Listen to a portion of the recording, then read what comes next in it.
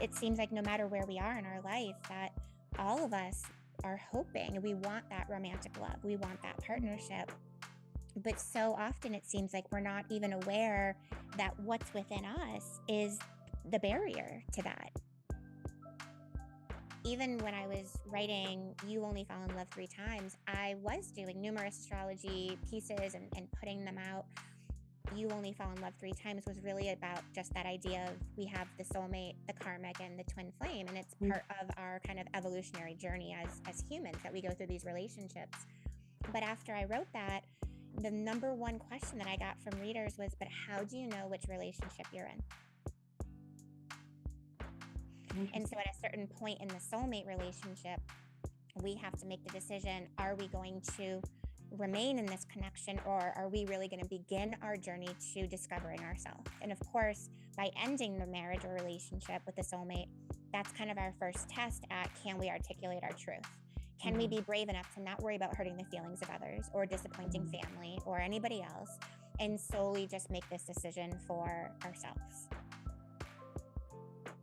We'll simply say, well, dump him. You can do so much better. He's a jerk. Don't talk to him again.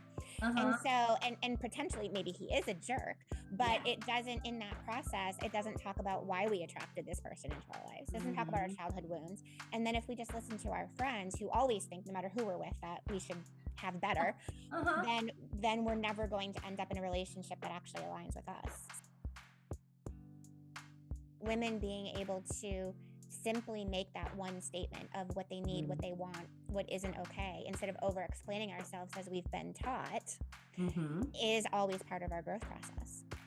Yeah, it's not been given the tools really to understand how to implement those things without thinking of the child that's inside going, oh, I've been punished for saying what I mean. Or becoming anxious because the person didn't react, and, anxious of abandonment or of being left or ridiculed. So in this space, the twin flame, it's being able to be aware and saying, no, like we are autonomous. We can keep our own house if that's what we desire. We don't have to merge all finances. We can still be our own self, have our own life, but we can also lean into how to create space for another in our life. How can I sit there and fully receive the love and the affection, the admiration that this gentleman's bringing into my life without second guessing it? Welcome to your journey to find true tranquility with the Tranquility Magazine podcast. With your host, Jasmine Maya Royce. Today's episode featuring, you can find more information about Tranquility on our website, tranquilitymagazine.com.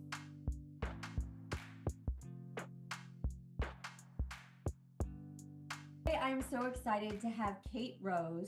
She is an author of Written in the Stars, The Astrology of Soulmate, Karmic, and Twin Flames Relationships, and You Only Fall in Love Three Times. As a therapist, relationship expert, spiritual intuitive, and astrologer, Kate uses the stars to help her clients clarify their purpose and recognize the blocks that are keeping them from living the life they are destined to live. She holds an MS in clinical art therapy from Springfield College and writes regular columns for YourTango, Elephant Journal, and her newsletter. Thank you for having the time, Kate, and I'm excited to have you. Oh, thank you so much, Jasmine. I'm so excited to be here today. Wonderful. And my first question is always, what is your current mantra or state of mind? My current mantra is, you can only be where you are. And it's something that had been circulating that I'd spoken about with clients and other people, but it's something that I feel like, especially as we begin the new year, that idea of we can only be where we are. We can't necessarily be dwelling in the past. We can't be too focused on what's 10 steps in front of us, because we're going to miss the process of how to get there. So that idea, we can only be where we are, I feel like also holds a lot of grace for us in no matter what direction we want to move in.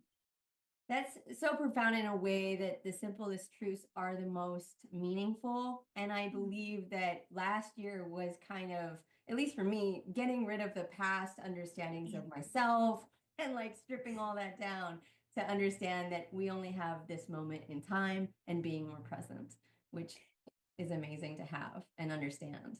Absolutely. And I think it helps us also, find that greater peace within us, have better understanding, and also become more aware of what the present moment is trying to show us.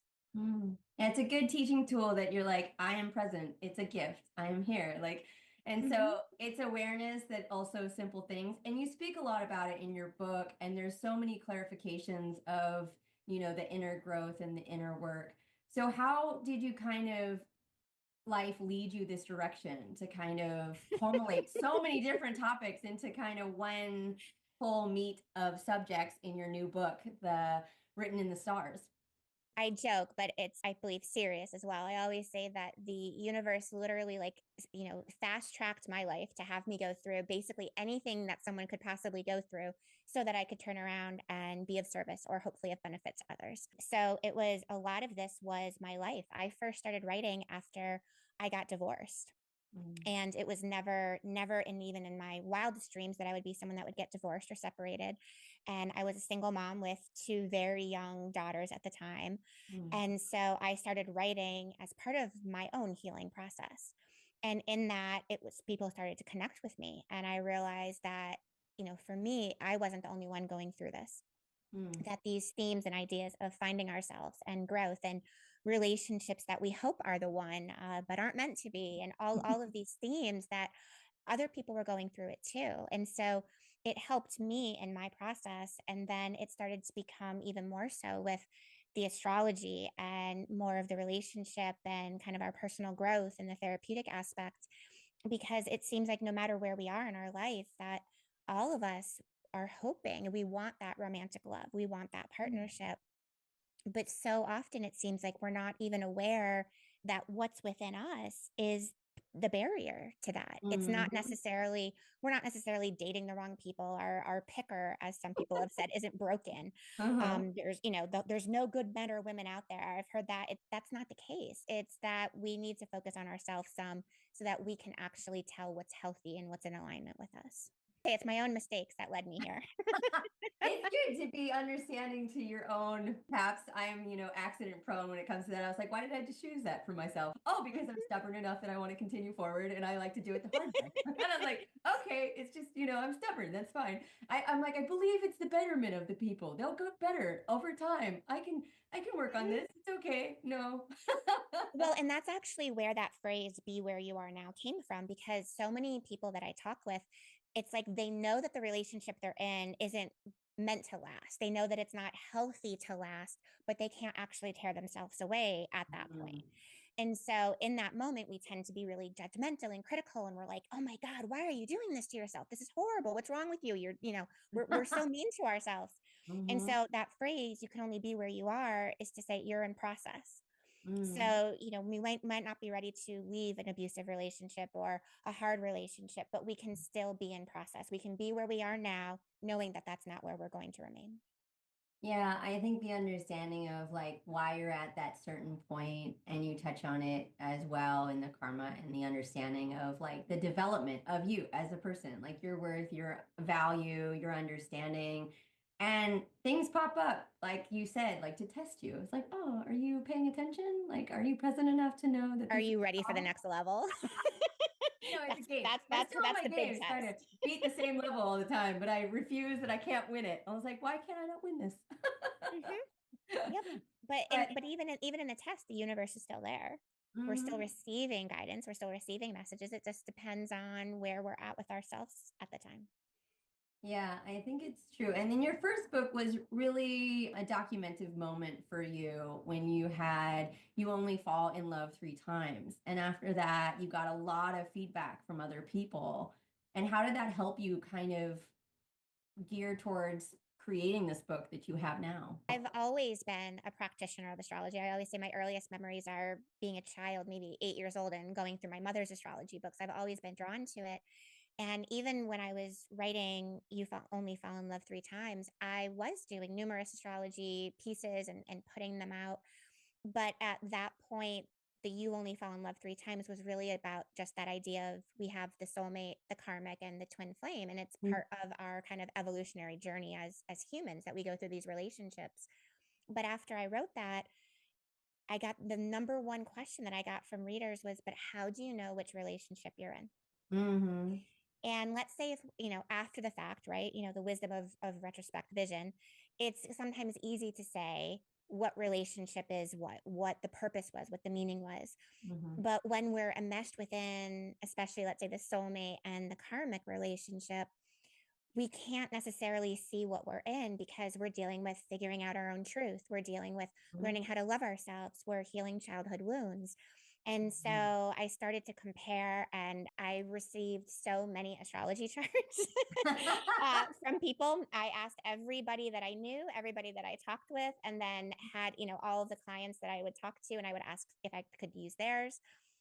And so it was over, numerous years of going through astrology charts and being able to identify patterns in the astrology chart that hadn't been identified before for this purpose. And realizing, there was this concrete way right in front of us that we could say, okay, no matter how much I wish this relationship was different, or I don't want to get divorced, or I wish this would last forever, I can see right in front of me in black and white print that this relationship is soulmate or karmic. The only thing is that at the end, you probably haven't gotten there yet, but at the end of Written in the Stars, I actually say that not to make any decisions because of what you read in the book, which probably is not very common. But the reason is that if any of us, if you or I or any of our friends, if we make a decision to leave a soulmate or karmic relationship because of what we read, or because of a podcast, or because our parents didn't like them, whatever it might be, then we're only going to attract that lesson to get into our lives. True. We have to make the decision for ourselves because we know that we're worthy. We know that we deserve to be ourselves and be authentic. And so that's where that idea of being in process is. So it's taking this knowledge in Written in the Stars and being able to see, okay, this book says this relationship is soulmate. I'm not sold. I don't want to get divorced and separate. I'm afraid of being alone, all things. But at least it gives people an idea and more awareness so that when they are ready, they're going to have that confirmation and validation that they need.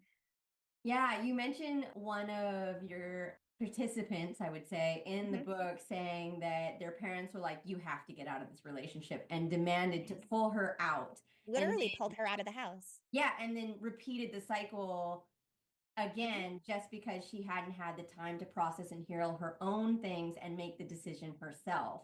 Because you can see anyone else's relationship from the outside when you're not in it yourself. You're like, this is toxic. This is bad. This is bad. All these things. I learned, it's like, not my business. Like, not my problem. You just come to me when you want to talk about it, and then you're on your way out the door, but your relationship is fully your own. And I try not to be an intermediator for people's relationships. Nope. Because you never want to be a friend like that unless they want to vent about something. You smile, listen, like a good therapist says you are. Exactly. And you can't. I mean, and I always kind of joke, but it's true, is that girlfriends usually tend to give the worst advice to each other because we'll simply say, well, dump him. You can do so much better. He's a jerk. Don't talk to him again. And so, and potentially maybe he is a jerk, but it doesn't, in that process, it doesn't talk about why we attracted this person into our lives. It doesn't talk about our childhood wounds. And then if we just listen to our friends who always think no matter who we're with that we should have better, then we're never going to end up in a relationship that actually aligns with us. So it's the whole idea of really learning how to listen to ourselves, whether it comes down to breaking up or attracting a new relationship.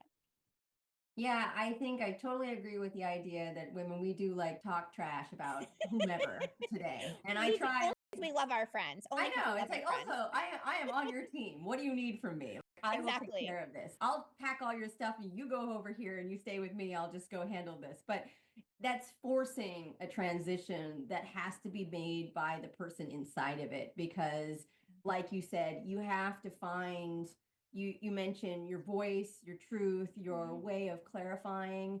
And I was raised in a way, we don't have fights. We don't fight about anything. We have a tendency to put that down and to give gifts. So when it comes to relationship for me, I ended up learning to fight and how to fight and what was worth fighting for and what was not really worth fighting for and what was worth having an argument or like the tone, the non-tone. But women have a tendency, and I mean this because I'm a lady and I figured this one out, that we have a tendency to hint at things and hope that it will land. Nice way to say it. Men like clarity, elements of very truthful statements, dancing around the actual truth, which is a hard one that I had to take a lot of time learning how to be solid in myself to actually have those things, because normally you're like, they're going to leave me if I'm just that mad. Well, and what's fascinating is that's more of like a generational wound that we're moving Mm-hmm. through, rather than even necessarily one solely because of whatever your upbringing was. Because Mm-hmm. women being able to simply make that one statement of what they need, what they want, what isn't okay, instead of over explaining ourselves as we've been taught, Mm-hmm. is always part of our growth process. Yeah, it's not been given the tools really to understand how to implement those things without thinking of the child that's inside going, oh, I've been punished for saying what I mean, but I was trying to tell what I felt, but I'm not allowed to feel. Okay. I'll just go quiet to my corner over here or Yeah, something. or becoming anxious because the person didn't react, and anxious of abandonment or of being left or ridiculed. Yeah, and figuring out those terms took me a long time because I was avoidant for a long time in my teenage years. I was like, I don't want to date anybody. I was like, go away. I want to try to find myself. I'm independent. I will do me. And then you realize that you get into a relationship, and then either the other person is an avoidant or you're anxious. And if the other one's avoidant, it makes me hyper anxious. And I was like, oh, okay, I didn't know what that was. Well, on the other side going, oh, this is a new one. Yeah, and I was anxious, and again, same scenario. It was very much in my adult life until I even had the word anxiety or anxious to understand what it was that I was feeling. No, there was no concept. No, I mean, again, different generation, but there was no concept in early adulthood or childhood of becoming aware of our emotions, knowing what it is that we're feeling, what is making us feel that way. Yeah, it's now I think the generation that we have been in, and then like the transition to the newer generations also being more forthcoming with their emotions and being tutelized that you can speak freely of your emotions, but in a nice, polite way, or a betterment of being authentic, who you are and what you need, is just a learning curve that I think has happened occasionally. And I always jokingly say that when people get 40, we figure our stuff out, or we're forced to. I've had my 40 jump a couple times in my life, and I was like, oh, I have to do it again. Let's do it again. I mentioned earlier, I have two daughters. I joked with them as they were growing up, although again, not so much of a joke. And I said, just don't marry anybody before you're 30 because life changes after 30. You feel different. You look different. Life looks different. What you want is different. I said, just wait till after 30. Yeah, I think it's Carl Jung that says something about all the time before you turn 40 is just play. But when you get to 40, you're not in the game, but I can't remember the specific quote that he says. But now you've gone the course and you have the tutelage, and now you're in the game. Very much so. Which is a different transition that you should have bypassed the 20s, which are like erratic and crazy and weird, and you're developing who you are outside of your home life. And then, then you navigate tiny lessons in relationship. You talk about, you may meet your soulmate first. So that's what I was thinking as you were even just talking. Yeah. So what's the understanding of a soulmate, and what does it mean really? So even, what you had just said, let's say, our 20s is that time where we're figuring out who we are apart from family or parents. The only bigger challenge with that is that usually our soulmate is the first relationship that we attract into our life. And the soulmate relationship could potentially either be a very long-term relationship or even end up in a marriage. So let's say we do that during a phase of our life where we don't know who we are. The idea is either both people have to grow in the exact same direction at relatively the exact same time, or eventually we're going to be faced with knowing that we can't remain in this marriage. So the soulmate relationship is usually that first one. It can be a high school sweetheart, college sweetheart, can be something early on after we graduate or start kind of our adulthood and working in careers. This soulmate relationship is one where it seems like there's a lot of commonalities or similarities. We might be from the same area. We might have common friends. It might be someone that grew up in the neighborhood or that we met across country, but seems like someone that our parents or families would really love, that they would fit in perfectly.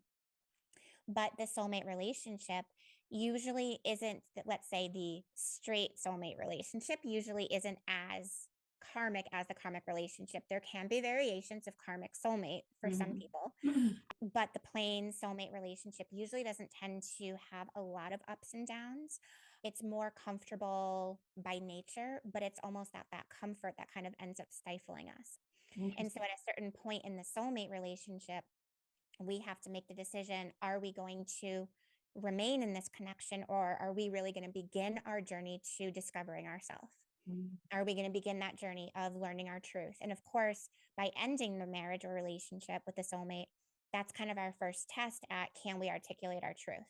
Can we be brave enough to not worry about hurting the feelings of others or disappointing family or anybody else, and solely just make this decision for ourselves? Yeah.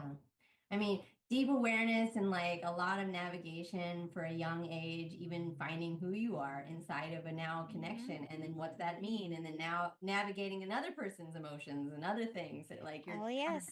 I met my soulmate when I was 18, and I married my early 20s and got divorced my early 30s. I understand. Well, because before this, I've already sent Kate with all of my information. So we were prepared to use me as a guinea pig in this. And she already has my first relationship, so to speak, but you can clarify if that's one or the other. Some of the things you mentioned were basically in there, but I had a more interesting relationship. You did. And so that was actually that distinction that I had made between relationships that are purely soulmate, which is where we would have Saturn in the same zodiac sign. And it really is that simple for soulmate relationships. A lot of times we're going to notice other things, perhaps the same moon or Mercury or sun sign even, but the primary marker for the soulmate is we would have the same one. Okay. So for instance, like for you, your technical soulmate would be someone who has their Saturn in Libra. Okay. However, you have two gentlemen that you were in a relationship with previously who both have their rising in Libra. And the rising is how I always describe it, is it's like an umbrella that the rest of our astrology chart rests under. So it's almost like whatever our rising is, we're going to see that energy in every other facet of our chart or life. So it's a really, really strong placement.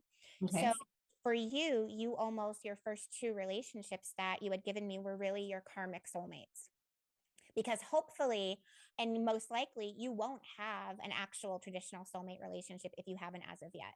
So unconsciously, you weren't just going to be like, okay, I'm going to get the soulmate relationship out. You also wanted to do the karmic healing all in one. Oh, yeah. I like the fast pace. We always say healers take the hard road. And both of us understand that in ways. Yep.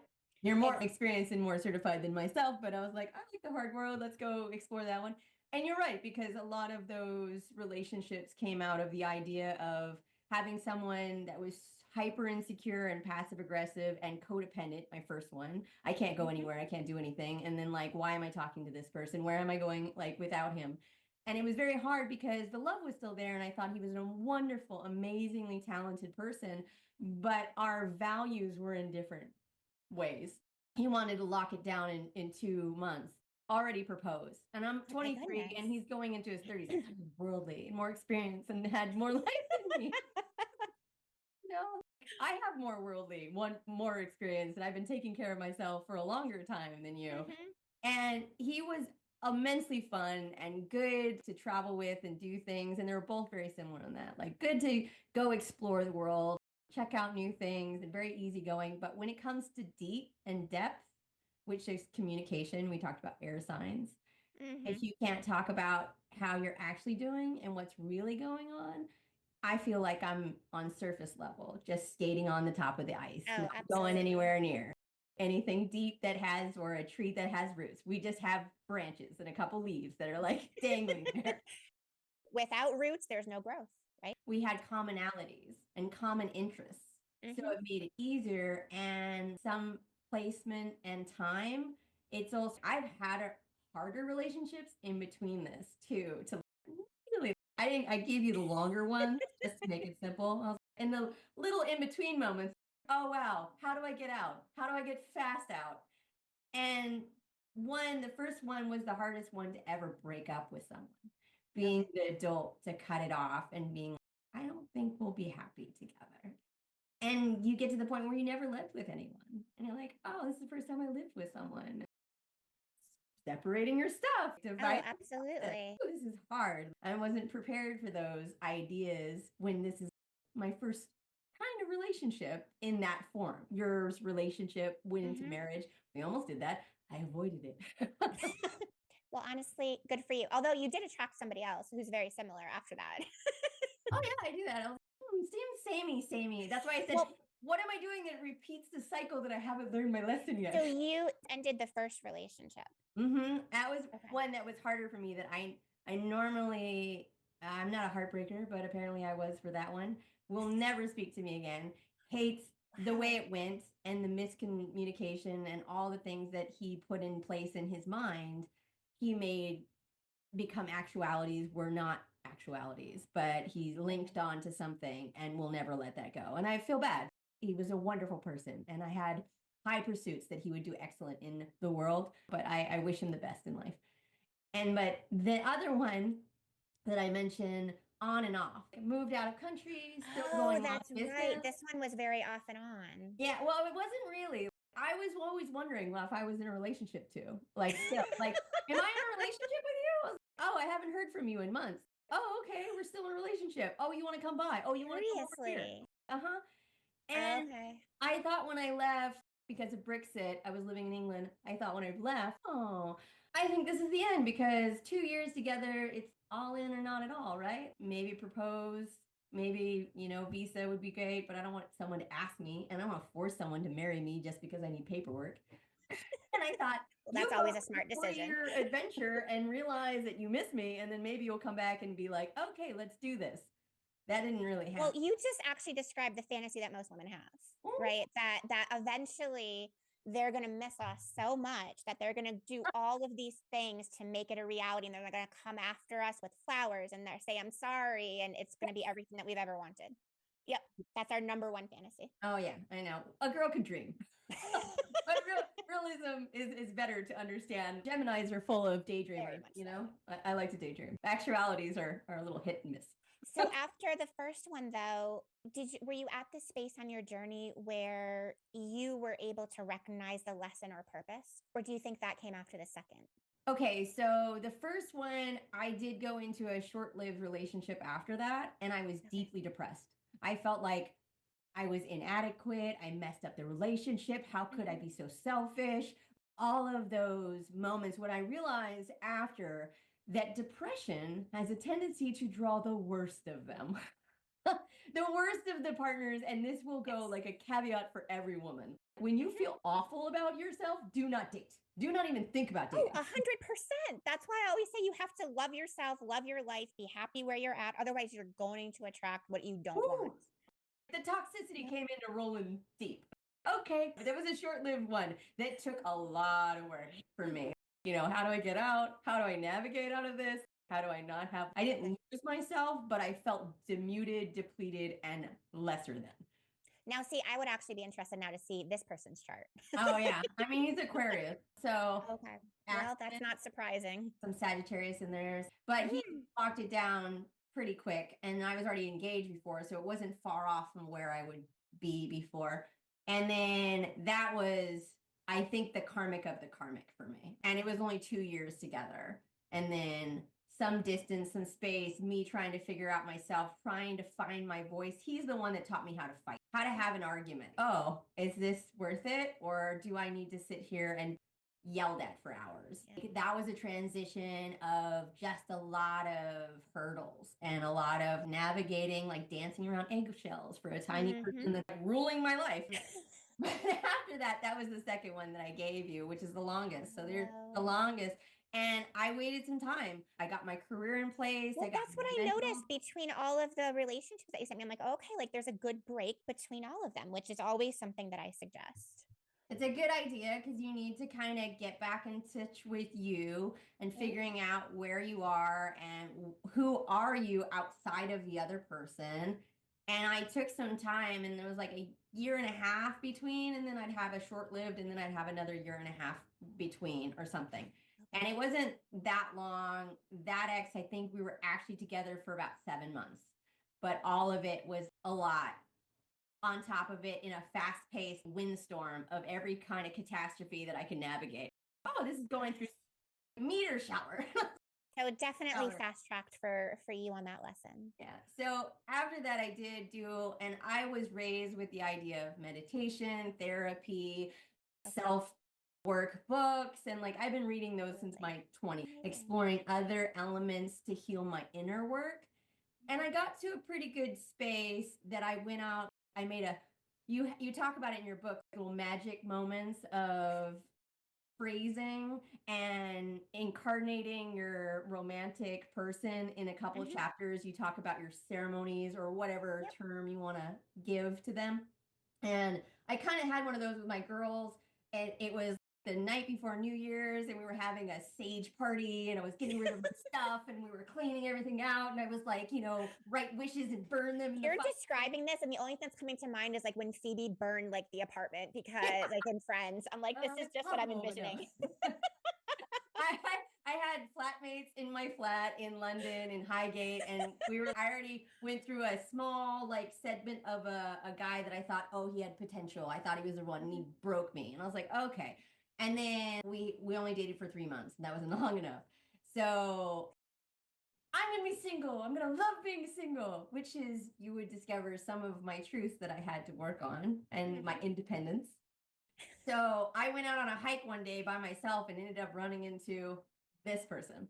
I had no makeup on, covered in weeds and like hair all this under and like mud stricken everywhere. And I'm like, you want to go to a pub and have a drink? And he commented on a couple things when I was in an area that I never went to in Richmond, London. I've never been there. And I decided to go to Richmond Park and go hike around. It was piss pouring rain, and I didn't expect to look like much. And so I'm sure this person isn't even who I think he is, and he's not going to show up. And then he did. And he looked pretty. And I looked like a trash bag. Like you rolled around outside for a while. Yeah. So after that, we kind of hit it off. And I was thinking to myself, I was like, this guy's never going to show back up. He's not going to ask me on a date. I was like, what an awful like introduction. That I was like, but I just laughed it off and played it off. And then after that, he was great at dates, the best at dates, and really romantic on his date philosophies. Go take me to adventures, random things. And it was Valentine's Day. Oh, wow. Okay. I'm stuck now. I'm stuck into this. Of course. Of course. But I think that was a lot of back and forth and waiting. And that was a harder thing when you're waiting to give people time to figure out, let's build something. Not even marriage, but kids and the idea. Are we going to talk about this? Oh, no, I just want to travel. Any plans for life or any expectations? Oh, no, I'm just really obsessed with traveling. Okay, traveling will do. So we traveled a lot together, but it was the clarity of having a upgrade to the one that we were on never went anywhere. So it was harder for me to stay in that waiting game to let a man make a decision. Which we're all in at some point, whether it's waiting to be chosen, waiting because we're having an affair and we're hoping that he'll leave his girlfriend or wife, waiting for them to be ready for marriage, waiting for them to actually say how they feel. But again, we don't realize when we're in that waiting game that it's actually a choice. Yeah. And I agree that I kept going, okay, this isn't working for me. I love you, but no. And then the creep in again, like every woman I know is, oh, you came fishing around again. I don't have any options right now, and you're not that bad. Okay. Maybe you've learned. Maybe you have more things to give on this point. Or maybe you realize something and then you're like, oh no, it's the same. It's not even a sequel. It's just a rerun. Yeah. And I think it was more devastating that he did exactly what I wanted with someone else after me. I was like, oh, ouch. That's always how it goes. That's always how it goes. And that's why it's that idea of, especially when we're saying the older that we get, the shorter kind of that dating or courting period really is. We're not going to need 2 years to figure out whether this is our person, or do we want to have a life together, or what kind of life are we going to have. If we're truly anywhere near, let's say, that path of healing or self-growth or self-work, we have a better idea sooner on of what we actually need or want. So it's much more common the older that we get, where we might not even be together necessarily a year before we are talking commitment or children or something else. So it's that idea of recognizing And I wonder if it was in your case, many times when we're in a waiting game, it's because we haven't yet chosen ourselves or realized that we have that power too. Yeah, I think I was still waiting, and I waited too long. I didn't pick the. No, remember, it's having grace. So you could only be where you were in that moment. I mean, I had a lot of time to focus on my career, do what I wanted to do, like a lot of free time to do my own adventures and working on me and most of those things because he wasn't around really. If you lived in another country, I lived in LA, I'd see you every 3 months, maybe 6, and then you'd come for a month or two. I'd go there for a month or two. And then, it was like our tiny little blurps of relationship time together in little loops. And I got a lot of free time, which I needed to learn about my independence and being somewhere inside a relationship, but not losing myself completely to the relationship. But I have to say that after that, I think I went into another one that I mentioned, the last person I dated. It was kind of that same little dance, waiting on a man to make a decision. And I was like, hey man, like, but it was the pop around, the same recurring cycle that you popped around. Hey, how are you doing? Can we hang out? Or let's chat for a minute. No chat. And then I had to finally put a pin in it last year that I was like, hey, I appreciate you. I think you're an amazing person, but you're not on the same journey I am. And you have to let me go and let me be free because I can't cave my time to make time for your rare appearances that you need something when you're not giving me anything that has a foundation of relationship. Oh, exactly. I want something more than a casual chat. Well, a casual and you're also check-in. and as women, we also should not allow ourselves to be on call. True. And I had to learn that because I wasn't really thinking it because I knew that the career that he chose, he just went into. And it's not a career that I would pick for myself, that I wanted to be with someone that works in that kind of career because it's a plethora of divorces. It's a plethora of non-availability. Actually, one of my favorite words. Yeah, I was so much of I was already prepared for the idea that you're not going to be available because you're working in the middle of the night all night long and you're seeing the worst of humanity. You're seeing the most toxic people every evening and you needed something that's lighter and nicer to just have a chat with. And I don't want to be the on demand. I don't think that's fair at all. So let me ask. So, I mean, obviously, first relationship for you, like for many of us, very, very monumental. You went through kind of a more challenging period. After that, you didn't feel very good about the decision and, had to take some healing time. And then the other two relationships that you had sent, it's, with that waiting game, there's also that element of unavailability. So, do you think that you had a pattern previously of being emotionally unavailable because you were afraid of getting hurt or abandoned or having to go through that situation again? I think that would be true in my 20s that I was more unavailable because I didn't want to get injured and I also didn't want to make time for anyone. Okay. Just me. I wanted to focus on my career and I knew what I wanted to do. And I knew that I had to be more a workaholic, which is also an addictive thing that I have. And it's like, okay, I focus on my career. I don't have time for you right now. I'll get back later. Or I'll get back when I have time, but maybe not because for most women, that's the element in your early 20s when you have more time that you don't have kids yet. And I can work on me and I can focus on the career that I love. And I had weird hours and I was up all night. I was in radio and doing music. Okay. And I've been predominantly had a lot of guy friends because I'm a tomboy. And I can't tell if you're interested in me just because you want something or you actually want a relationship with me, which is two different things. Because, being a gearhead that was building cars when I was a child and then onto like music and stuff, you're surrounded by mostly a predominant male focused environment. And being a Gemini makes you very masculine. So I like my girly dresses.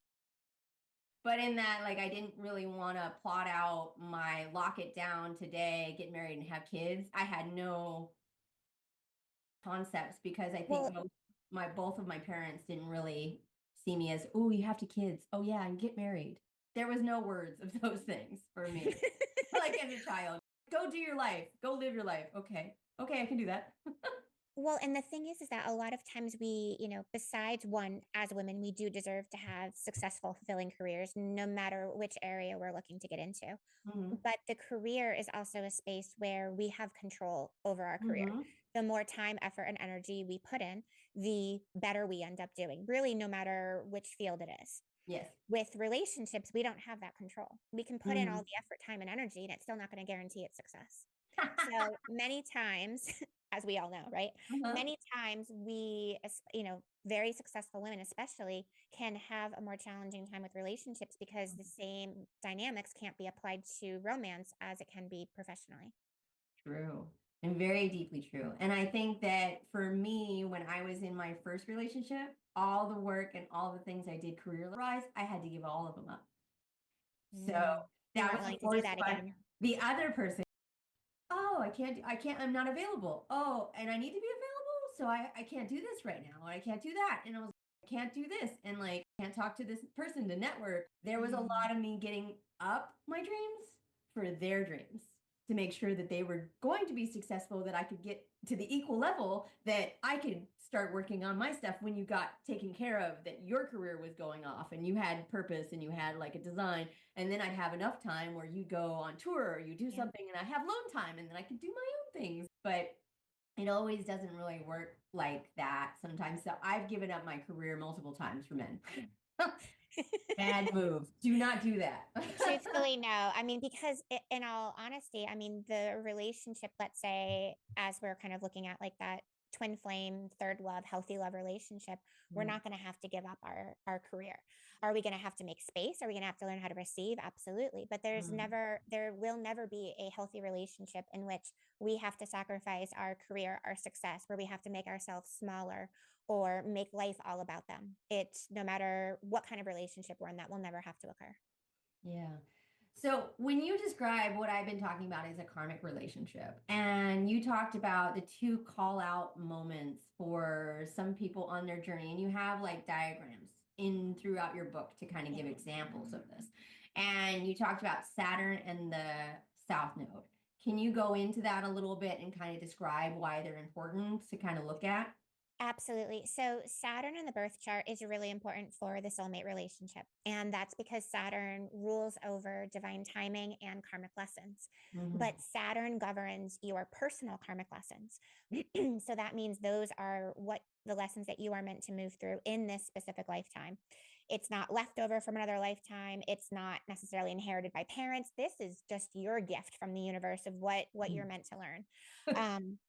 Interestingly enough, because I didn't just do kind of like current generations astrology, I also did like grandparents and great grandparents. And it was actually much more common up until, let's say, those who are maybe in their 60s and 70s now. But previous generations, most people actually just married their soulmate and remained married. Yeah. So that's why I say that it's also more of this kind of progression and evolution of society that, now we're beginning this path of figuring out our truth. We're beginning healing, which also aligns with previous generations. Nobody was talking about bettering ourselves. No one was talking about spirituality or self-healing. So for the soulmate relationship, it really does come down to Saturn because that's the planet that governs over karmic lessons. The other place that you had mentioned is the South Node. Now, the South Node has a beautiful name, I think, called the place of the soul's undoing, but it is not a beautiful feeling. I read mine. I was, oh, yeah. Okay. No, the South Node really represents your generational karma and conditioning wounds. It's almost like this is a gift from parents, ancestors, of like, this is all the stuff that I wasn't able to do, so now it's your turn. So you don't just get your blue eyes from your grandma, you also get her generational trauma. I've been working on that, so I understand. Yep. That's the place of the South Node. The South Node shows up in karmic relationships. So if we're looking at, let's say 3 or 4 different charts, the one thing that I always do is, like I would say, for instance, it's looking at somebody who had requested the reading along with parents or caregivers, because sometimes grandparents or aunt and uncles come in, and then significant partners. I always describe significant as it doesn't matter how long it lasted, or even if it was an actual real relationship, because that does not apply. It matters the kind of the significance for us in our journey. Was it incredibly painful? Was it a relationship where we didn't know if we were actually together or not, but we kind of still hooked up once in a while? Or like the situationship where we spend, a decade hoping that they'll change, which is what I did at one point. So it's in looking at all of this, situation, we're saying, okay, we know that if two people have the same Saturn sign, it's a soulmate, end of story. You might see other aspects. You might see still kind of karmic lessons, which might be associated with the South Node. But with the karmic relationship, and again, it can come into the karmic soulmate, what you're looking for is, are we attracting people who there is a large carryover from our parents? Oh, yeah. So yes, there was. For me, I'm like, I absolutely agree with you. I was like, okay. And then we can usually, in this, if we're looking at like, there's ways of seeing, what certain placements could be more problematic for parents who have children. These placements would include looking at their masculine and feminine signs to be able to say, okay, was that likely a healthy parental relationship? Was it not? Many times that's the relationship that we end up seeing, that astrology chart reflected in the romantic partners. So for instance, let's say someone has a great deal of Cancer energy, then we're going to end up attracting a partner who has a great deal of Cancer energy along with the South Node or not. And so it's really that aspect of soulmate is Saturn. End of story, simple as could be. The karmic relationship is really about, are we seeing crossovers with Saturn, the South Node, or the repetition of our parents' astrology? I mean, I agree with you. Every time I look at it, I'm like, oh, I think these are like the circle cycles that I'm on, and they remind me of my parents sometimes. Okay, how do I end this loop? Yep. And that's what it comes down. And, it's interesting, even when I, because we share with everybody that I had done your astrology chart before we met today. And so I write notes, and I didn't make a big fancy presentation. I just wrote it handwritten, but I had written down the word codependent. And that was a word that you had used to describe in your relationship. And that was before you and I even talked about anything. And so there are certain lessons when we're seeing like this repetition where, if we're seeing like our Venus sign presented or repeated a lot with patterns, then a lot of times that can be that journey, more importantly, to self. Are we seeking from partners to love us and be something, the provider, the protector, the influence, because we haven't yet stepped up in that role for ourselves? Interesting. Yeah, because my two partners we talked about are Leos, and my Venus is Leo. Yes, they are. I didn't want to necessarily out you, Jasmine. I was going to let you do that. I will willingly claim. And the fact you're talking about, parental things, because you said, I think is one of my nodes that we're talking about is in Taurus, which is my mother's sun sign or something like that. Very Taurus. And codependency, I don't really have for other people, but I have people that are codependent sometimes for me and my attention. And that was mostly my first relationship. After I that, remember you recalled that. they weren't really codependent. They're like, oh, you do you. Goodbye. I'll see you later. Oh. Well, and it is interesting because the most recent relationship that you have, so they have an aspect where we look at the masculine and feminine planets. And it doesn't represent, doesn't denote who is male or female or non-binary. It really represents kind of what are the inner energies that they're working with. And so in the circle of women that I talk with and work with, we have come to see that men, let's say, especially in heterosexual relationships, if they are a 5 and 5, meaning 5 masculine, 5 feminine, there is never going to be the relationship that you want. And everyone just unfollows, deletes, and blocks them at that point. Wow. Okay. And that is what the most recent relationship had. Wow. Which also kind of correlates to dynamics with your parents as well. Okay.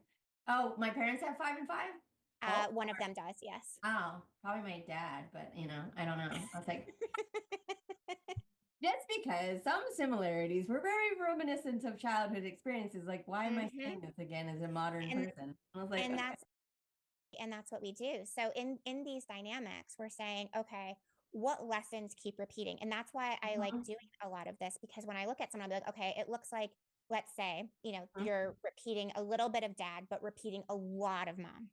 Then it would be like saying, okay, being as clear. I always like to be as simple as possible. I say life is complicated enough.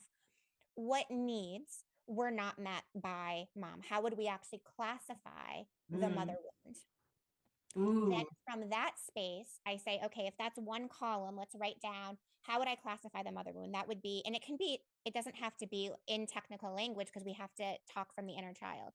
Okay. So it would be, okay, mom didn't show up at my school play. Yeah. I fell and no one was there to take care of me. I didn't feel guided by mom or connected. I wasn't picked up and hugged or loved. Could be very basic, but from that child space. Yeah. But then on the other side of the column, then we start saying, okay, how can I give myself those feelings now? Because the reality is even if we meet the exact perfect person who loves our inner child in all the ways she's ever wanted, and they're an amazing and they're provider and strong and nurturing, all the things, it's still not going to satisfy us. It's not going to fulfill us, because until we learn how to do that for ourselves, nothing else will ever be enough, or we're going to continue to attract people who are meant to love us in ways that we don't need. Ooh, very deep and very true, in a way that what you're talking about, I've started doing the childhood development and like talking to my childhood self and doing what child wants to do, being the one or the parent for your child that needed those things. Unavailability, emotionally unavailable, those things, and immense abandonment issues on both sides. Okay, how do I show up? How do I go do what you want to do, or go experience what you want to do for today? What do you actually want to do? Talking to my little mate. And I think it's important because I have to pee. Like most people our age have kids like you do, and I don't have any kids, so I have a lot of time to play with my inner self. I was going to say, you just have your inner child. I was like, I have my little baby. She's insane, but it's still, I like to hang out with her. I love spending time with her. You have to compliment her and give kudos, and then still, because most of the time I think about like a relationship, I don't want to grow old with someone. I want to be a child for life. Geminis are built for being kids. Oh, absolutely. But it doesn't mean that I don't like doing adult things and I can be an adult, but still I want to go see an aquarium. Like I have nieces for this. I will go take them to I would go to an aquarium by myself. Yeah, exactly. These are adult things. Like I still like animals. Are we going to pet some today? Are we going to hike? I like to see trees. Yes. Gardening. Okay, that sounds good. I took my cat this summer to feed the farm animals by myself because my daughters pronounced themselves too old, but I took the cat instead. I praise you. Yes, because it's like things that you're still alive and living to be joyful about small things. And I still take my sister, who's, to the zoo because that's her favorite thing. So we still go as childs and like do that for just our adult selves. And I think it helps you to kind of realize that tiny things are important. Then you speak about that in your book. Levels of joy and make you laugh and smile are part of your inner self that you kind of need to wake up. I still, if I'm having a bad day, I want to sit down and watch a Disney movie, like one, or like a Pixar funny comedy that I would go take someone that's like 6 or 7 or like that age range, because most of the studies that I've done, especially in therapy, talked about your 8 to 9 year age bracket. What happened to you, anyone that had a catastrophe or a upheaval or a significant change at that time in your life will predetermine your lifetime for such on until you come to like clarify what that moment is. And I think I still treat myself like a 6, 7, and to the 8 degree, what I like to do, because I think it's fun, but also it helps you, for me, I guess, break those cycles that I don't want to be seeing it on repeat. Like, is the dishwasher broken? Because I think it's the same cycle I'm seeing. Exactly. New cleaning fluid, maybe that will help for you. No, and it really is. I mean, that idea, if let's say I've spoken with people and they're like, they didn't receive physical touch, they didn't receive words of affirmation, they, didn't have someone sit down and talk with them about their feelings. It's really kind of brainstorming and saying, okay, if you're craving physical touch, yes, you can give yourself a self massage, but you can also go get a pedicure, go hug your best friend. You can go get a facial. So as adults, we are fully capable of actually taking care of our needs and reparenting our inner child, of course, without going to the people who were partly due to those wounds to begin with. Because that's the thing that comes up a lot is wanting, let's say we're on this path and we're awakening, and now we want to have these conversations with our parents. However, we have to remember that, again, with all things, including family relationships, we can't overwork to teach someone something. We can't overwork to be understood. We don't have to prove anything to anyone. And so many times it's that idea of, yes, in some situations, very rarely actually, we might be able to have a conversation or write a letter with parents, but more so it's about understanding and respecting that they are where they're at, and it's actually not our job to teach them how to do different. And that directs that energy back to ourselves instead of trying to, because the inner child will always try to get what they don't have yet. I'm Whereas, guilty. yep. Oh, we've all been there. Whereas the healing adult is going to say, okay, what boundaries do I need to keep myself feeling safe, protected, and loved? Yeah. And that doesn't include trying to receive what we did from our parents, or receiving an apology, or receiving the love or the hug that we never got. Yeah. I mean, it's true, because you still act and behave like a child in front of your parents. You're like, oh, wounding, very wounding. Still like, I was like, okay, how do you deal with that one today? You know, I've done some work. I understand this. I was like, okay, that's me. And continuing on. But then the one that I was ruminating and trying, and I just had an experience, is like, okay, I have to be adult enough to apologize and not be right. Not be right. It's like, I know I'm right. But you don't have to. I can't make you right, and I can't make it right, and I can't fix it, and I can't solve it, but I have to apologize no matter if I think that I was right in what I did, but maybe I shouldn't have done that, because you don't hear me. You only hear what you wanted to hear out of that moment. And it's the triggers I have are also the triggers they have. Like that cyclical generational trauma. Oh, absolutely. Pushed over that you're like, oh, okay, I'm now living your cycle that I have to break. And you talk about remote relationships. I also think that finances is in mine. Oh, it's 100%. I mean, so how I describe it is, we're saying, okay, for the majority of people in this country, we are, we can be, some people very rarely are 10 or 12th, but a lot of people are still third through, like, let's say, seventh generation in this country. Only very recently, in the past generation or two, have we been able to move from the phase of survival into thriving. Moving from survival into thriving obviously deals with the wounding of lack, the mentality around not having enough. But it's also that shift from survival to thriving, which also allows us to really start focusing on the self. If we're still in a survival mode, we're not having time or space to focus on our self-healing or our work or our spiritual journey, or what is this relationship teaching me, because we're surviving. Yes. But when we're moving into more of a thriving state, then we're in that space that not only allows us to heal with the wounding of lack, but it also allows us to start asking those bigger questions about ourselves in life. And I think it's also, you're saying it's very deep to kind of get to that point where you can start to see them and then start to kind of navigate them and then make peace with them. They'll come up consistently until you figure it out. Absolutely. Well, and they still do. What I always say is there's no healing for perfection. There's no healing so that you will no longer be triggered. The entire goal of healing and self-growth is to allow you to heal to the point to react differently. Yeah. Because in reacting differently, you're not going to have that instantaneous inner child reaction, which could be an outburst or shutting down or abandoning somebody else or doing that. The inner child is going to feel taken care of and provided by you, the adult. And so you will be able to react differently. So that's the whole goal of this. There's never going to be a moment in which something that hurt us or caused us pain is not going to hurt us again. Of course it's going to. We're human. If we didn't, then we would. So it's of course going to cause emotions. It's going to be a trigger. But it's a difference is, does that trigger make us then react in a way that we wish we had it? Does it make us shut down? Does it make us sit on the couch and cry and not eat for 3 days? Or are we able to process through it? Are we able to focus on ourselves? Are we able to choose and protect our own peace versus any other conversations with others? Yeah, I agree. Because like one of the examples you gave in the book was talking about, like, I need to walk it off. For me, as an example, I need to go on a walk. Like, I don't want to have an argument right now. I need to think about my words. I don't want to projectile vomit everything that I'm triggered by saying, ruminate on it and come back to have a discussion when you cool off and I'm okay to like now have a debate or a discussion rather than let's yell and fight. I've never been really a fighter. I learned to negotiate. But not really negotiate. Negotiating is better. To bend people's like wills to get them and manipulate them into my corner. Also, okay, what are you thinking? What do you think? Like, how does that work? I don't think I feel upset by this.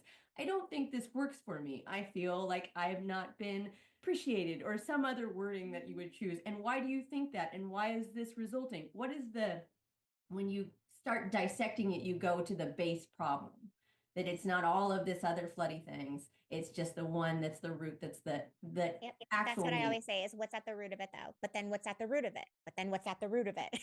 Going digging. I'm like, I'm you have to bulbs keep on bulbs. asking. It's like, okay, I've gotten so deep, I think I'm on the other side of the world. But I think it's important to understand like how to navigate those when they arise. And I've just been through some triggering experience recently just because everything, holidays and everybody coming through, and you're like, oh, how do I dance this dance today? It is a different experience every time. You're like, I've grown past this. Oh, it's not triggering. Okay, you're just having a mode. Like, I'm just gonna go on my own little thing. You can have your moments. That's projection. That's not me. Okay, cool. Yep, you don't have to deal with it. And that's good to understand, but also there's some deep work. I want to ask you on this note before we transition to the next topic to go into our twin flames or getting there. What is Chiron and why do I have that? I love that you said that. So Chiron is an asteroid. It's known as the wounded healer. Okay. So the idea of Chiron is that the purpose and goal is that you can only heal yourself. So with being the wounded healer, Chiron's rushing around trying to heal everyone else, trying to fix them, trying to make sure that they succeed. Meanwhile, they haven't yet healed themselves. So Chiron is what allows us, depending on what area of our chart it's at, it's currently in Aries. So depending on what part of our chart it's in, it's showing us where we need to put our most healing energy. Okay. So right now it's in Aries. So now where does my Chiron land? Is it in a house or is it in like a significant node that I have to navigate, or is it a transitional moment that it goes in? So Chiron actually rarely changes signs. So it's like a generational piece, which is why, yes, it's a good component to look at for healing. But because people born within 10 to 20 years will have the same Chiron, it's not necessarily specific for us. That's why this aspect, let's say, of generational astrology is a little more beneficial because we could have 3,000 people with their Chiron and Pisces, but it's not going to necessarily mean what it has to for each individual person. So when anything is in a sign, for instance, let's say, your Venus in Leo, as you had already shared. So the zodiac sign is Leo, but Leo governs the 5th house. So it's that aspect of there's always a house and a zodiac sign represented for no matter what it is. And when we're looking at, many people love their online, horoscopes and astrologers that they love. So how they end up actually doing that is there's 12 houses. And when they write them for sun signs, they put the sun sign in the 1st house, which technical astrologers use for rising, but that's where astrologers for horoscopes would put the 1st house. Okay. And then let's say, for instance, you have your sun in Gemini. So that would be putting Gemini in the 1st house. So right now we're seeing Venus in Pisces. So that would place Venus in your 10th house of career and profession. So it always depends on kind of what's actually going on. But with every transit and in our birth chart, we have both the house and the zodiac sign present.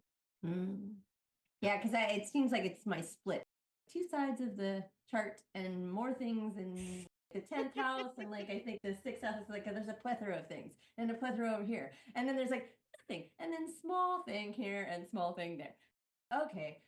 I'm learning about astrology that I'm fascinated by it, but I have like little knowledge. But I always thought about Chiron that I think it's an ironic ploy for me, just because I was already bent to be a healer. Then I was like, no, thank you. Too empathic, too touchy. Touching people is a lot of reading because I'm physically, my family's not touching people that you mentioned before. They're not physically touchy and feely and huggy type. Do you need something? Why do you touch me? And it's like a horrible thing. And I know, because also in England, people don't touch people like to put your hand on yours. Do you really need something right now? Because like, I'll help you, but just don't touch me. And I'm very affectionate as a person, and in a relationship, it's different. But I'm always concerned about like the touchy-feely, because empathic people have a tendency to take on your emotions. Like I can feel your stuff that is not mine. Oh, why do I feel that way now? And that's what stopped me from doing massage therapy and everything when I was younger, because I couldn't navigate those things. So I put that away until years later that I realized that I have to heal self to understand how, because I'm like, oh, I can fix that. I can help you with that. Oh, you have an injured thing or a broken wing? I can do that. I was like, or what do you want to talk about today?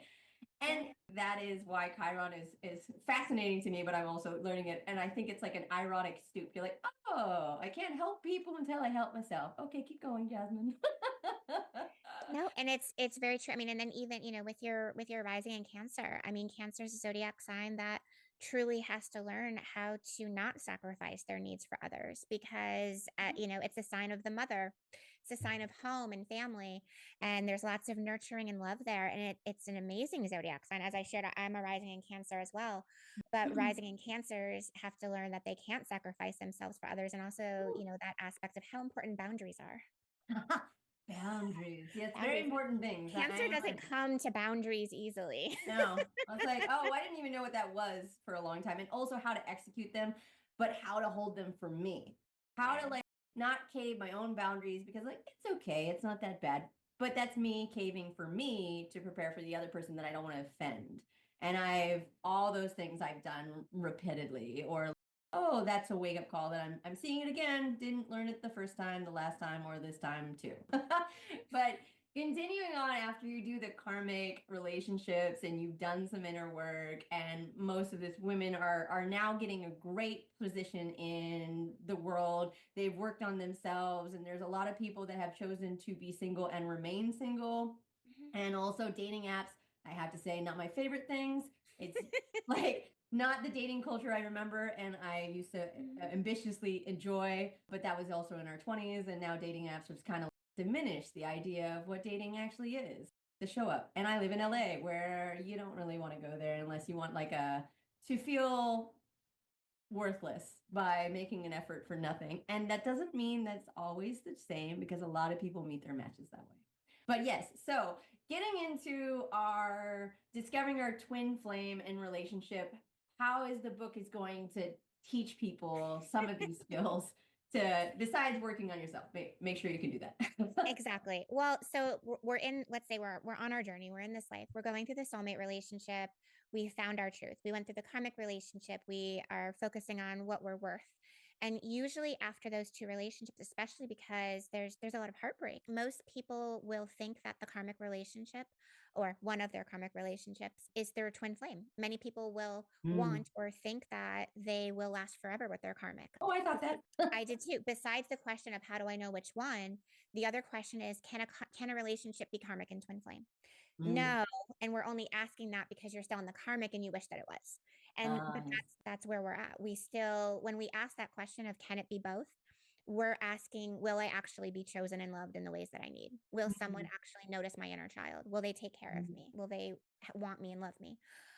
And unfortunately, the karmic relationship doesn't do that. So after that relationship, many times people, if not all, people aren't rushing to getting into dating at that point. They are looking more at focusing on themselves, dating themselves. At this point in their lives, they have more self-knowledge than they've ever had. And so it truly does become about, okay, what does it mean to enjoy my life for myself? When we're finally at that point, as you kind of even referenced with attracting in a partner, going through depression, when we're at the space where we're like, no, I'm actually okay single. I kind of love it. I have trips with my friends planned. I'm doing fun things. I love it. Usually that's the point at which we end up attracting someone new into our lives, or could be that we reconnect with someone from our past who maybe we didn't actually fully date or didn't, get to know that for that long. At this point, the relationship comes in and we have a healthier idea of what balance is. So with the twin flame relationship, we're able to, let's say, not sacrifice our career for our relationship. We're able to articulate what it is that we need. We're feeling respected and seen by this person.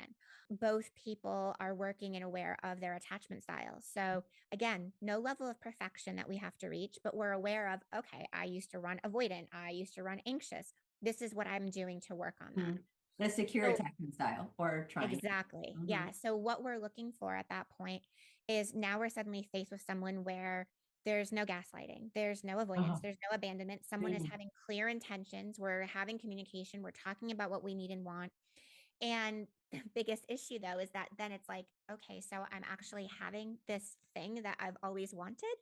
And so that's why the It lesson is unexpected. You know, like, yeah, because even though we're doing all the self-work, it's like, okay, they're being really nice and they're calling me and inviting, like, and it just feels so making foreign. the effort. Exactly, because of course we've never had that before. So the biggest lesson with the twin flame is to receive. It's to make sure, because especially as women, we usually will end up falling back on hyper independence at some point. We won't want to create space for someone. We won't want to give someone else the reins or help share them with us because we're so afraid of losing our sense of self or having to start all over again. So in this space, the twin flame, it's being able to be aware and saying, no, like we are autonomous. We can keep our own house if that's what we desire. We don't have to merge all finances. We can still be our own self, have our own life, but we can also lean into how to create space for another in our life. How can I sit there and fully receive the love and the affection and the admiration that this gentleman's bringing into my life without second guessing it, without letting that fear that the other shoe is going to drop, make me start worrying, without getting tempted, checking his phone. Was he really at the gym for 3 hours? All of those things. And so the twin flame really challenges us to receive. But because this truthfully is the healthiest relationship that we've ever, truly, it's the only relationship where we can say there's genuine love, because when there's trauma wounding, we're going to have a lot of affection, a lot of passion, a lot of chemistry, but attachment is not the same thing as love. So we're finally feeling loved. We're loving ourselves. We're feeling seen. We're feeling heard. We're working on receiving and trusting this connection, that this is why this relationship is the one that ends up lasting. And it's also, let's say, going back to that space of kind of the evolution of relationships, it's also why we're just starting to get there. Because previous generations, where the focus was so much on survival or establishing themselves in a new country, it didn't really matter if we were able to grow together or have a healthy relationship. We needed to populate and, make ends meet and do all of the things. Yeah. Important ideas. Also, you were touching on a couple topics. Being hyper independent. I'm guilty of that. I'm too masculine for my own good, sometimes, in a way that I can fix that. I can take care of that. I can do that. And I was and then learning, but accept people doing things for me just because they want to is a very much a relationship factor that men, in my experience, like to be needed and like to be appreciated. Oh, absolutely. Those things. And I was like, even if it's like they offer, like, oh, do you need anything? Can I bring you coffee? Can I bring you lunch? Most of us who have been single for, I'll be like, well, no, I'm fine. I have my routine. I have my food already made in the fridge. I don't need anything. So no, I have to, we say yes, we receive, we let them step in those ways.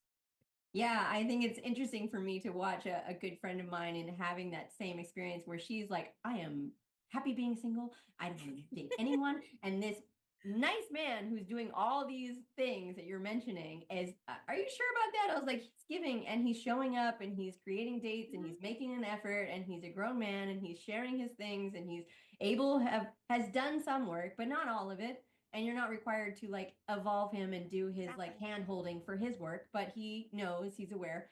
You get to that point in a certain age and like, why am I sacrificing my time for this person? Is it worth it? Like, you're waiting for the shoe to drop, problem to arise, or see behind the curtain that they've been wearing a face that they've been putting on to impress you for the first, 2 months, 3 months. Who is this person? I didn't realize I was dating you. Oh God, that's escape. Like, but I was like that when I met my last ex in England. I was at the point where I was like, I don't need anyone. I'm good. And then that universe is just, you just try that one. And I thought, that could be an idea of the soul connection or soulmate or that, and never thought twin flame. I didn't know if that thing existed. I still don't know. I was like, but most of my lessons are about independence, being independent and having my own boundaries and understanding how to navigate them and communicate them. But I think you mentioned in your book about energy, and when you get yourself in the right energy, you draw the right thing to you. Exactly. And you can't always meet a person on a dating app. There's outings and being open to receive. I always say that. Whether it's hiking clubs, running clubs, going out with friends, trying something new. If you want to learn how to cook a different, type of food, go and take a cooking class. If you want to do like, it's not it's not all about the app. Sometimes I say the app is more about signifying that you're open to receive love.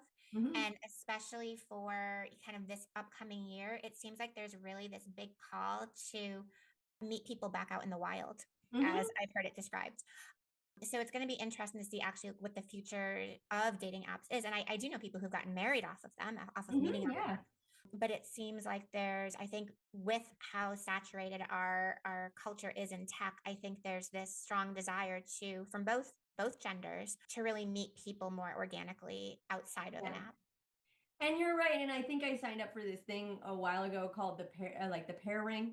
And it's more in Europe and Australia, and it's a ring you wear because most of the people are looking at like a yes, absolutely. And like a thing that looked like your ring that you had, and you're not wearing a ring. And like, because at our age, you don't really know if people are with someone or together in a common meeting. You don't really know if they're single or not single, and you have to like be told by someone else that they're available or they're not dating anyone because you're interested. So what you're saying, meeting people in public settings or being active, doing things you love, because you're going to meet people that have the same hobbies you have and exactly what you like and what you want to learn. And now you have a commonality and a good story because it's better than, oh, we met on Bumble.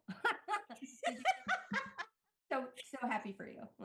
Oh, Tinder. Oh, wow. Well, okay. It is. And then, for the very few people who meet and let's say get married or have a sustainable, healthy relationship, then it's almost like that's like the new age fairy tale is, well, I met them on an app and now we're married and happily have, 2.5 children in the suburbs and we're blissful. And it's that idea that that's not meant to happen for everybody. And more people really are craving that real life connection. And spoken with people about the pair ring, and even just Facebook running clubs have really across the country become the new in-person dating app, where it's really singles who are kind of flocking to these groups and meetings to be able to meet people in person. Yeah, I think it's important, but more activities because with Valentine's being here and appreciating taking care of you. And what do you want to do today? Take yourself on a date. Like I take myself on a date. I was actually just going to say, I mean, with Valentine's, let's say if we are single, because there are natural ebbs and flows. And a lot of times between New Year's and Valentine's Day, the dating market actually slows down. Yes. Because people are less inclined to get into a relationship during that time. So if we are finding ourselves single around Valentine's Day, it's absolutely, let's say, adopting that mentality of dating yourself. Get yourself a gift. What kind? I have absolutely bought in myself Valentine's Day chocolates before. They may not have made it to the next day, but I did buy them. Sometimes you have cravings. You just have to know what you want. Exactly. Think about what you want to get for dinner. Buy yourself flowers. Take yourself out to get a massage. It's that idea of, we don't have to wait to do the things or get the things or have the moments until we have someone in our life. If we can actually take this approach of dating ourselves and look at it as a new way of being single, then we're also no longer kind of vibrating on that energy of lack. Now our needs are fulfilled. We're romancing ourselves. We feel beautiful and sexy, whether we have a partner or not. And so then we're going to be more apt to attract someone who actually is aligned with us. You're absolutely right. And I've been doing this for years in and out of a relationship. I'll take myself to movies. I will take myself to a massage, and I will like date myself inside of a relationship because it keeps me feeling worthy of being in a relationship. It shouldn't end the minute we end up connecting with someone. We should still be able to take ourselves out. Yeah, because sometimes the people that you're with, you don't have some hobbies. You would want someone else to have some hobbies that you don't have to do. Like, I'm not going to get up at 5 a.m. to go running with you. I was like, good luck on there. I'll go to kayak or I'll go like on a hike or something like that. But I'm not a 5 a.m.er like workout person because it's just not my cup of tea. And there is like activities that you can do, but it's not unifying them. But there is fun activities that you can do just because you haven't done it or you want to learn it, or you're still trying to take yourself on dates that are important to validate and affirm your needs, your wants, and what does your inner child need. Okay, you want a hamburger today, you want some chocolates, you want a vegetarian meal, whatever it is, celebrate, buy yourself something that you love or home cooked meal or whatever it is. But you have to take care of and nurture yourself in or out of a relationship, because I think it's important to not expect, and you say this, the other person to fulfill your lacks and to fill all your holes. That 50% is now, yeah. You're required to do all these things for me. No, you have to do that They can't fill you up. You have to fill yourself up first. Yeah. And like I said, even if it's the most amazing, perfect person out there, it's not going to actually fill us up in the ways, how many times do we think about how will something feel when we get there? And it doesn't actually feel that way at all. That's because so many times that it's something that we actually need to give or do for ourselves. And in that space, it's also that idea of, being in a relationship. And again, this is slightly different than, let's say, what it was generations ago. You're not living one life. You are two separate individuals with two separate life paths who have chosen to walk your paths together, which means you can't abandon your path. You're not abandoning time with your girlfriend. You're not abandoning taking yourself out to dinner. There's women that I've spoken with in their 50s or 60s who've never eaten a meal by themselves at a restaurant. Take yourselves out for dinner. Challenge yourself. Take a book. Don't be on your phone the whole time. Enjoy it. Order whatever you want. It's this idea of because even so many people, whether it's on apps and other ways, they look at this aspect of I'm being single. So now my full-time job is how to get into a relationship. Dating is my full-time job, whether it's apps, whether it's first dates, whether it's, okay, I have to make this and meeting and this, and they get so bogged down with making dating their full-time job for a desired end result. Yeah. The end result is the relationship, marriage. Many times children are involved in that. Yeah. Really, the idea is focus on dating yourself, because if you're trying to make dating your job or your second job, it's never going to end up having the results that you want, because you're going into it with that sense of lack. You're going into it with the idea of a milestone being more important than the experience. Yeah. And 2 points that I want to make from what you just said. One, inside of a relationship, do not lose your friends. Don't call everything on to the focus of what this man or this lady or whoever your partner is wants to do every day. And no matter what your partner says, don't do it. I was like, it's not healthy for anyone. I always remind my friends that are in a relationship, I was like, make sure you're your friends. You don't have to do it every week, every month, but you need to have find yourself inside and be humorous. Don't bring your boyfriend, your girlfriend, whoever it is. Just go with you and have those moments, because no matter if you're in a relationship or out of them, you still have your friends if they're good friends. They should stay with you no matter what, in, out, up and down. You need those relationships because they make you solid and make you remember the fun times and like long ago when you did other things in your childhood, or however long the relationships are. They are valid resources that you still need to cultivate, and they are relationships in themselves. But I would also say that I took your book to breakfast with myself, and I oh, I love that. That's I was like, I do this often, but it doesn't faze me. I'm sitting at brunch and everybody's families, and like I'm the only one at my single table reading my book.